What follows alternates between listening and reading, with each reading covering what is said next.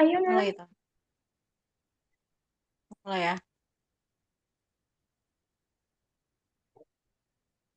Langsung mulai. Ayo.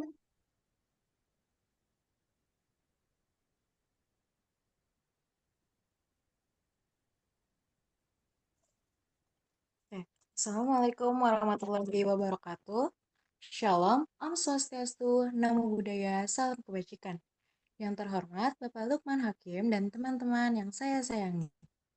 Pada mata kuliah kewarganegaraan hari ini, izinkan kami mempresentasikan polisi brief kelompok kami, yaitu kelompok 8, dengan tema Perlindungan Hak Asasi Manusia di Lingkungan Kampus yang berjudul Perlindungan Hak Asasi dalam Penanganan Pelecehan Seksual di Lingkungan Fakultas Hukum Universitas Indonesia. Sebelumnya, izinkan kami untuk memperkenalkan diri terlebih dahulu. Perkenalkan, nama saya Huzaimani Ardila. Kemudian Saya saya, Aula, saya Aula Nazira Safah. kemudian saya Siti Sohibatul Asfia. Kemudian saya Gladys Mahegita Felisa. Kemudian saya Aura Prameswari. Oke, baik. Selanjutnya, saya akan membahas tentang ringkasan eksekutif dari polisi brief kami. Kasus dugaan pelecehan seksual yang melibatkan 16 mahasiswa Fakultas Hukum Universitas Indonesia atau FHUI menjadi perhatian publik setelah beredarnya tangkapan layar percakapan grup chat yang berisi komentar vulgar, candaan seksual, serta objektifikasi terhadap mahasiswi dan dosen perempuan. Kasus ini memicu perdebatan mengenai keamanan ruang akademik, etika komunikasi digital, dan budaya seksualisme di lingkungan perguruan tinggi. Temuan utama menunjukkan adanya pelanggaran hak atas rasa aman, dilema penegakan hukum terhadap korban, kegagalan institusional dalam perlindungan, serta ketimpangan relasi kuasa yang berdampak pada kondisi psikososial korban. Ketidaksinkronan antara reputasi akademik FHUI dengan realita penanganan kasus KSBE menunjukkan perlunya reformasi kebijakan yang berbasis victim-centered approach. Rekomendasi kebijakan yang diajukan meliputi penguatan regulasi internal dan SOP berperspektif korban, digitalisasi sistem pelaporan yang aman, serta penegakan sanksi yang tegas dan adil guna menciptakan lingkungan kampus yang aman dan menghormati hak asasi manusia.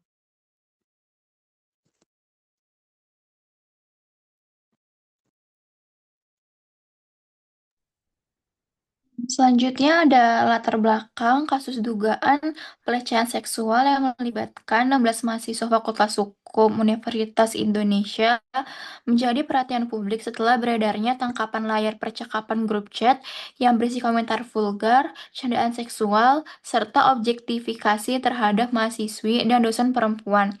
Kasus tersebut viral di media sosial pada April 2026 dan memicu perdebatan luas mengenai keamanan ruang akademik, etika komunikasi digital, serta budaya seksualisme di lingkungan perguruan.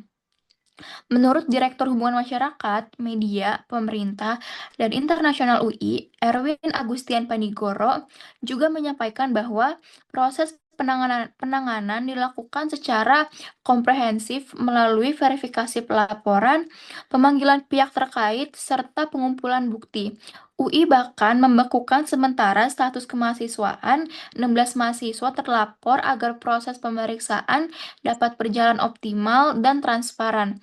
Langkah tersebut menunjukkan bahwa pihak universitas berupaya menjaga kredibilitas institusi sekaligus memberikan perlindungan terhadap korban.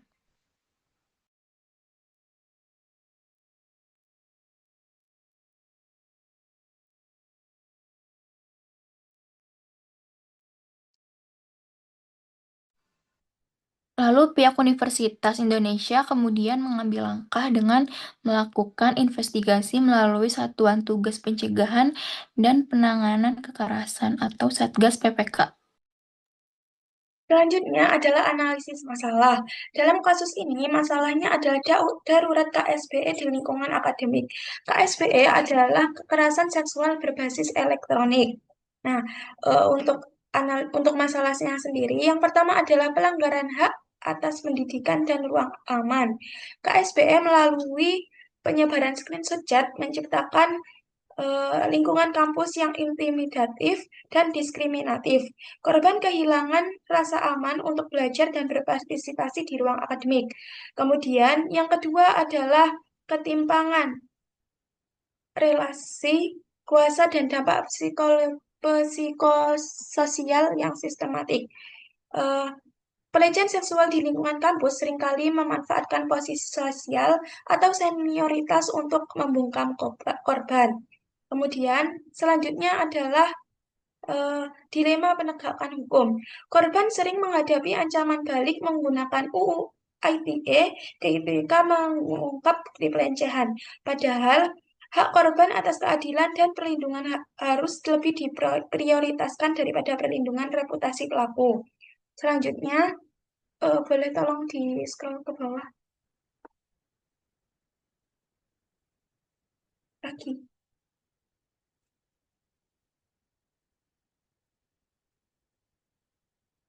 Selanjutnya adalah kegagalan institusional dan kewajiban perlindungan atau obligation to project.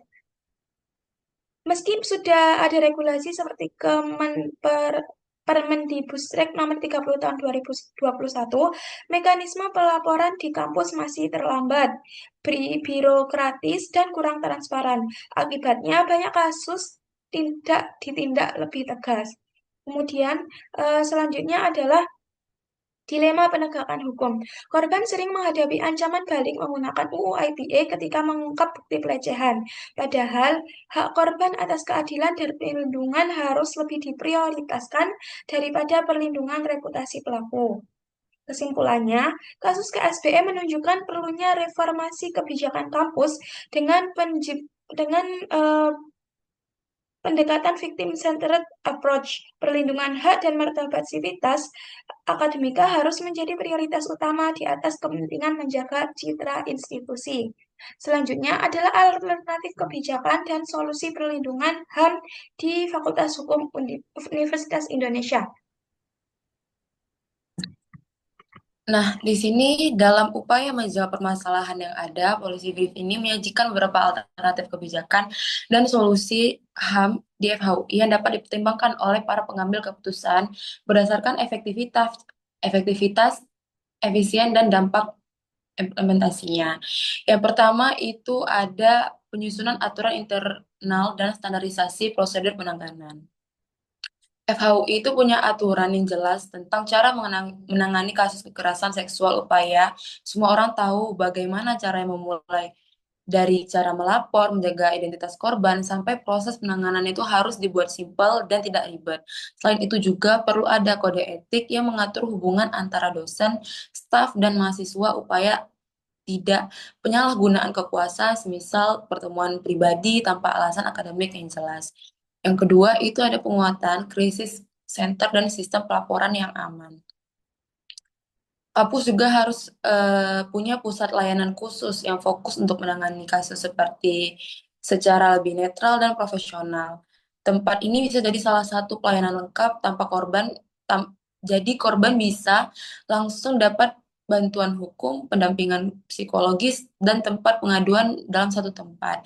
Sistem laporan anonim ini juga penting supaya korban atau saksi merasa aman dan tidak takut intimidasi setelah melapor. Yang ketiga itu ada penguatan perspektif gender dalam budaya kampus dan pembelajaran. Perlunya membangun budaya kampus yang lebih standar, isu gender dan kekerasan seksual. Materi mengenai kekerasan seksual dan perlindungan hak asasi manusia sebaiknya dimasukkan ke dalam program pembelajaran bagi mahasiswa, dosen, maupun tenaga kependidikan. Tujuannya itu agar seluruh sivitas akademika itu memiliki pemahaman mengenai pentingnya menghormati hak orang lain, program aktif bystander, dan juga perlu diperkuat agar warga kampus itu berani membantu atau melapor ketika melihat tindakan pelecehan. Yang keempat itu ada perlindungan bagi korban dan saksi. Juga perlu memberikan perlindungan bagi korban maupun saksi selama proses penanganan kasus berlangsung.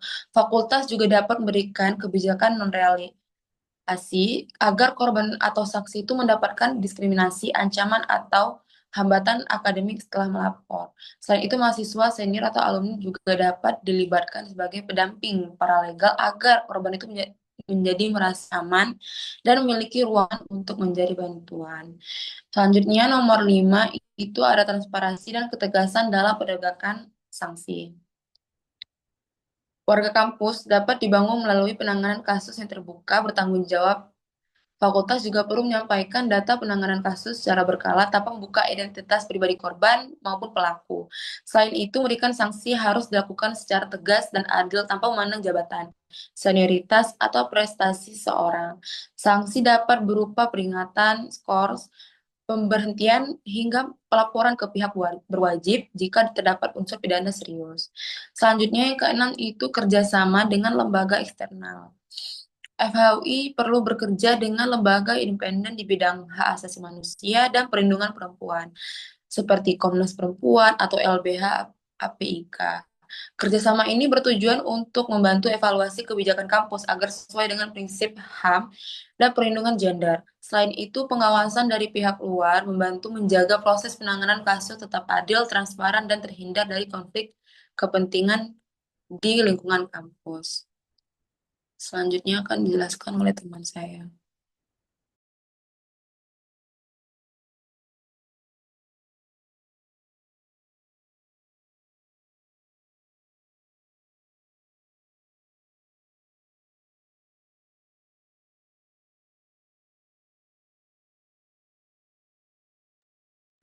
Baik, selanjutnya ada rekomendasi kebijakan. Di sini kami sudah memberi 3 rekomendasi kebijakan yang harus segera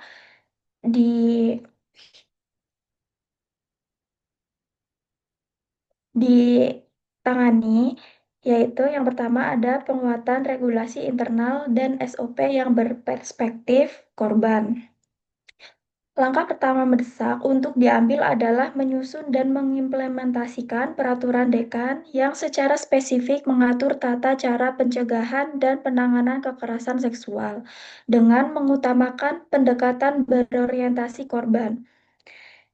Dalam praktiknya, kebijakan ini wajib menjamin keamanan korban.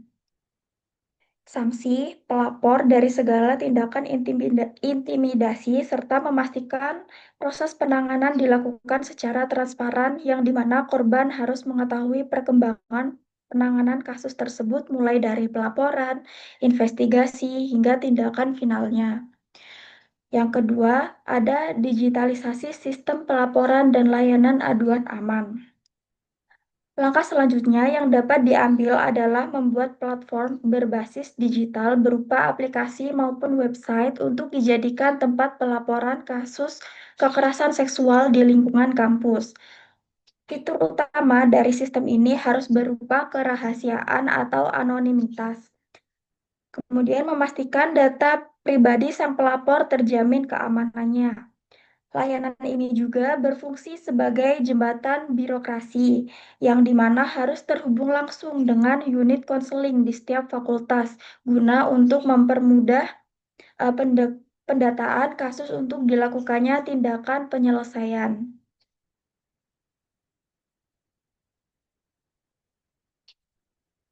Yang ketiga, ada penegakan sanksi yang tegas dan adil. Pihak universitas sendiri harus menerapkan sanksi administratif maupun akademik yang berupa teguran tertulis, pencabutan hak-hak tertentu, dan juga penundaan waktu kelulusan hingga dilakukannya dropout terhadap pelaku pelecehan seksual untuk memberikan efek jera dan menjaga keamanan lingkungan kampus. Sanksi yang tegas berfungsi untuk memutus kuasa yang seringkali disalahgunakan oleh pelaku. Dan jika pelaku adalah dosen ataupun tenaga kependidikan, sanksi harus berupa langgaran berinteraksi dengan korban dengan alasan akademik, apapun semata-mata mencegah rasa trauma lebih lanjut kepada sang korban.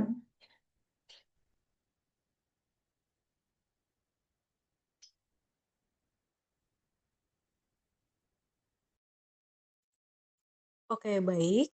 Di sini saya akan menjelaskan penutupnya. Jadi, kesimpulannya, kasus KSBE di Fakultas Hukum Universitas Indonesia menunjukkan bahwa kekerasan seksual berbasis elektronik di lingkungan akademik merupakan persoalan serius yang tidak hanya berkaitan dengan etika komunikasi, tetapi juga menyangkut perlindungan hak asasi manusia, keamanan ruang pendidikan, serta tanggung jawab institusi dalam melindungi sivitas akademika.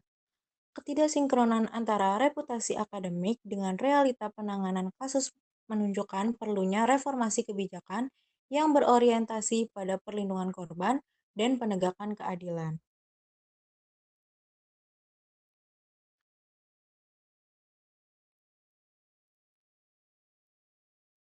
Oleh karena itu, penguatan regulasi internal, penyediaan sistem pelaporan yang aman, perlindungan korban dan saksi, penguatan perspektif gender, serta penegakan sanksi yang tegas dan transparan menjadi langkah penting yang harus segera diterapkan. Melalui kebijakan yang berpusat pada korban dan pengawasan yang akuntabel, lingkungan kampus diharapkan dapat menjadi ruang akademik yang aman, adil, serta menghormati martabat dan hak asasi setiap individu.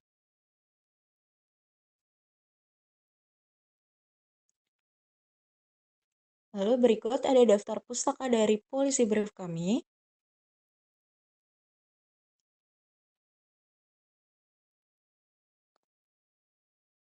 Oke, sekian dari presentasi kelompok kami.